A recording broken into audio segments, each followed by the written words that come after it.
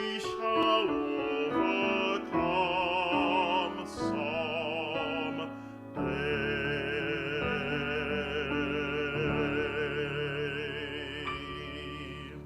Hi there, friends. Welcome to Sunday morning here. Take 5 with GPS. Delighted to be with you on this beautiful Sunday. The transition day for some of us is the beginning of a new week. Others of us consider it as the end of the week before, no matter how you look at it. It's a great day to slow down, to pause, to express our gratitude and our thanksgiving for life and all that the good things there are there to offer. And as well, a good day to sing together. Really grateful to be with you. Yesterday, I broke out my grill for the first time of the season here. All the snow melted on the deck, and it was beautiful to be out there in the evening, early evening, just smelling the aroma from the grill and looking out over nature. And again, just expressing that gratitude for the changing of the seasons, that ever constant changing that our seasons undertake. And it reminds us of our lives as well, the ways that we continue to change, learn, and grow day by day. Well, today I'm delighted to share with you Marian Anderson. I'm sure that's a name that everyone has heard of before. Marian Anderson's one of the most beloved and well-known operatic singers of all time. But perhaps you don't know a little more about her story and how she rose to fame. So we'll share that, and we'll also sing a song that was the title of her autobiography, one of my favorite Jubilee spirituals, My Lord, What a Morning. Before we get to that, let's check in with our bodies. Take a moment here. Wiggle your toes and your fingers. You know how we do this here. Every day it's almost the same now. Just getting us into a routine of checking in with ourselves, slowing down and acknowledging that every day we have different feelings, different vibes. Let's lean into those. Let's pay attention to those and notice those throughout the day, giving our bodies a chance to support us. Encourage you to breathe in through your nose. Let out a cleansing breath. One more inhalation in. Let out another cleansing exhalation. Now I invite you to reach up, embrace the morning with a nice stretch and inhalation here. Exhale that out. Once more in. Let it out. Just wiggle and rock from side to side a little bit here, friends, as you continue to breathe in and out. Let's check in with our voices this morning now and see what our voices are doing today. We'll start here mid-range, and let's just come down with a nice buzz here.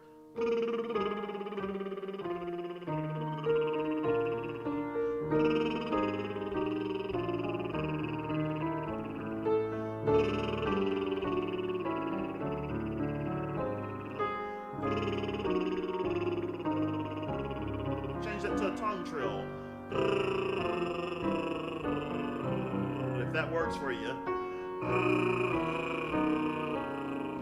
How about a V? One more time.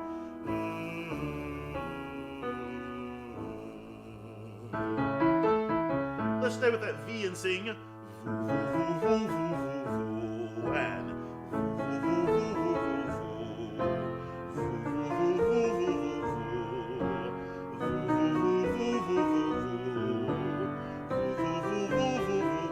couple more.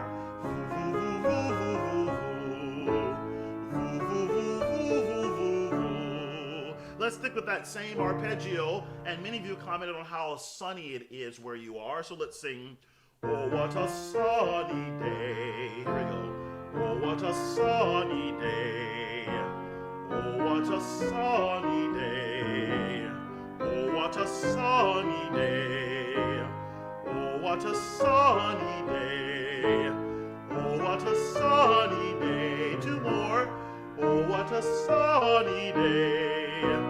Oh, what a sunny day. Take a moment for another inhalation in and an exhalation out. Great 28 there. Thanks for noticing the sports coat here in the pocket square. Thought we add a little touch of color today to our episode. Well, as I mentioned, we're going to honor Marian Anderson, someone who probably doesn't need to be introduced to you. Notice the long life that she lived, born at the turn of the century, in a time where, racial discrimination and segregation was the norm, as you know. And so even though she grew up at the age of 6 singing in her Baptist church choir in Philadelphia, Pennsylvania, she really didn't take formal lessons until later in life. As a teenager, her parents really couldn't afford to offer her lessons. They were able to buy a piano, and she self-taught herself to read music and to play the piano. And then as a teenager, church members put money together so that she could take lessons with a famous operatic singer there. And after 2 years of study, she was singing all across the city and entering competitions nationally and winning those competitions, including at the age of 28 when she won a competition by the New York Philharmonic Society. And that's when her career really began to take off in that sense. In the opera world, especially overseas, singers of color found more success because the discrimination wasn't as overt in the systems. It was there, the community, but they could sing and work. And so Marian did take advantage of that, singing and performing.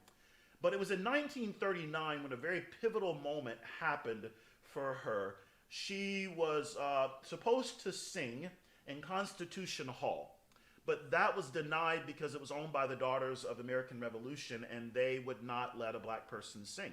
So First Lady Eleanor Roosevelt resigned her membership in that organization and organized the concert heard around the world.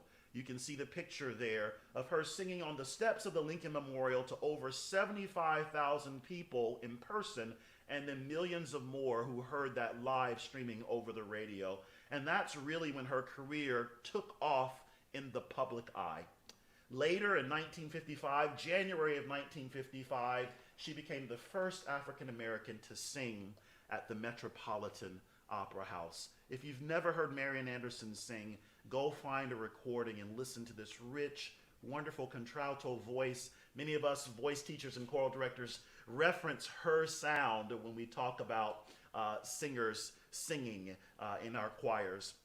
In addition to this wonderful work, she served as a Goodwill Ambassador for the Department of State for the United States, giving concerts around the world under the guise of building relationships and goodwill. And in the struggle for civil rights, she lent her voice as well. And also sang for the inaugurations, I believe, of Kennedy and Dwight D. Eisenhower as well.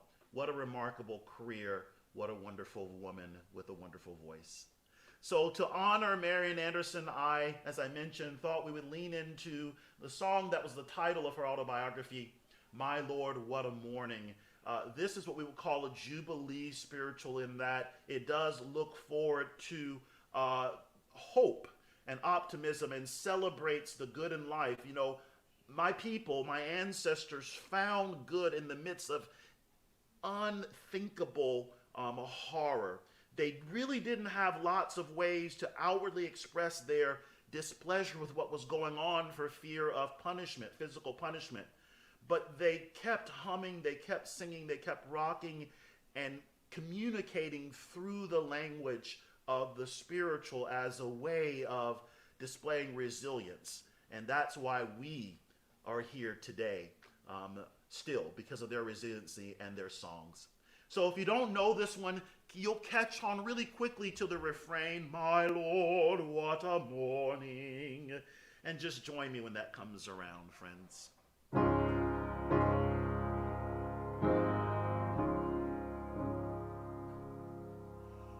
My Lord, what a morning. My Lord, what a morning. Oh, my Lord, what a morning, when the stars begin to fall, when the stars begin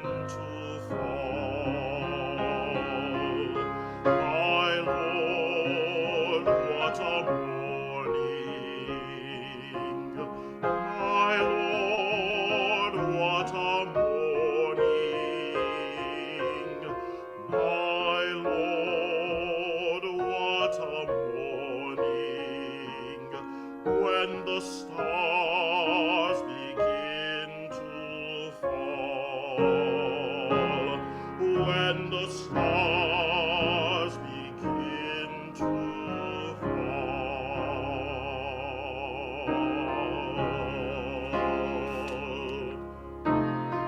Unquit all my worldly ways, join that heavenly band.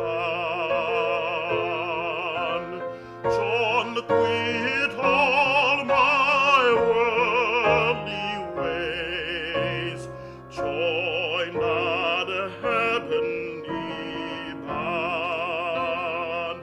Oh, my Lord, what a morning! My Lord, what a morning! Oh, my Lord, what a morning!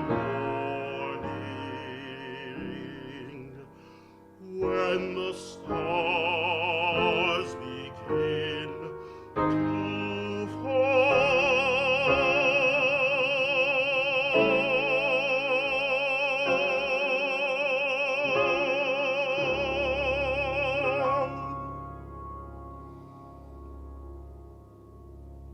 Hope that's a way for you to get your day started, friends.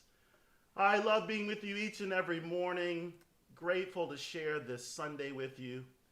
Looking forward to connect again tomorrow morning as we start a new week together. So be well, friends.